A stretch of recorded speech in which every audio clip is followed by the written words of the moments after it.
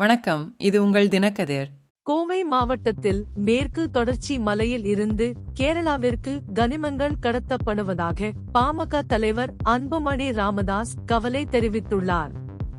தமிழக அரசு இப்பிரச்சினைக்கு உடனடியாக தீர்வு காண தவறினால் பெரிய அளவில் போராட்டம் நடத்தப்படும் என எச்சரித்துள்ளார்.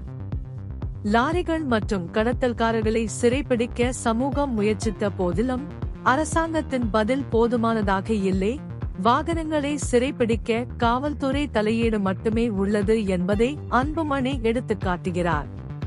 ஏப்ரல் 26 அன்று குடிமக்கள் 7 லாரிகள் மற்றும் மண் அள்ளும் இயந்திரங்களை இடைமறித்த சமீபத்திய நிகழ்வுகளை மேற்கோள் காட்டி வனம், வருவாய் மற்றும் சுரங்கத் துறைகளின் நடவடிக்கை இல்லாததை அன்புமணி விமர்சித்தார்.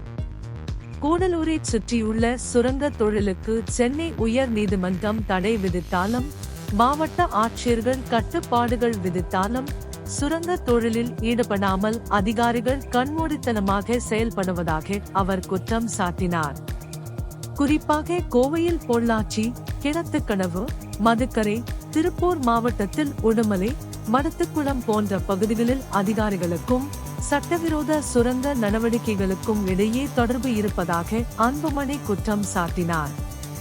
சுற்றுச்சூழல் பாதிப்பை வலியுறுத்தி யானைகள் வழித்தடமாக பாதிக்கப்பட்ட பகுதியின் முக்கியத்துவத்தை அன்புமணி எடுத்துரைத்தார். சட்டவிரோத குவாரிகள் இருப்பதையும், ஜல்லி, மணல், மண் போன்ற பல்வேறு பொருட்களை தமிழகம் முழுவதும் இருந்து கேரளாவுக்கு ஆயிரக்கணக்கான லாரிகள் மூலம் கடத்துவதையும் அவர் சுட்டிக்காட்டினார்.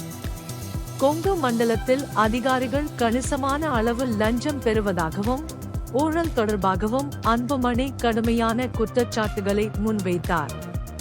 திமுக மற்றும் அதிமுக நிர்வாகங்கள் மீது அதிருப்தி தெரிவித்த அன்புமணி, சட்டவிரோத சுரங்க பிரச்சினையை அரசு திறம்பட தீர்க்க தவறினால் தீவிர போராட்டங்கள் நடத்தப்படும் என்று எச்சரிக்கை விடுத்தார். பாமக நிறுவனர் ராமதாஸ் வெளியிட்டுள்ள தனி அறிக்கையில், அரசு பள்ளிகளில் ஆசிரியர்களை நியமிக்க அரசு முன்னுரிமை அளிக்க வேண்டும் என்று வலியுறுத்தியுள்ளார். ஆசிரியர் மாணவர் விகிதங்களை அடிப்படையாக கொண்ட தற்போதைய முறையை அவர் விமர்சித்தார். மாநிலம் முழுவதும் வகுப்பறைகளில் ஆசிரியர்களின் குறிப்பிடத்தக்க பற்றாக்குறையை எடுத்துக்காட்டினார். இந்த கல்வி பற்றாக்குறையை உடனடியாக தீர்க்க நடவடிக்கை எடுக்க வேண்டும் என ராமதாஸ் வலியுறுத்தியுள்ளார். இது உங்கள் தினக்கதிர். நன்றி.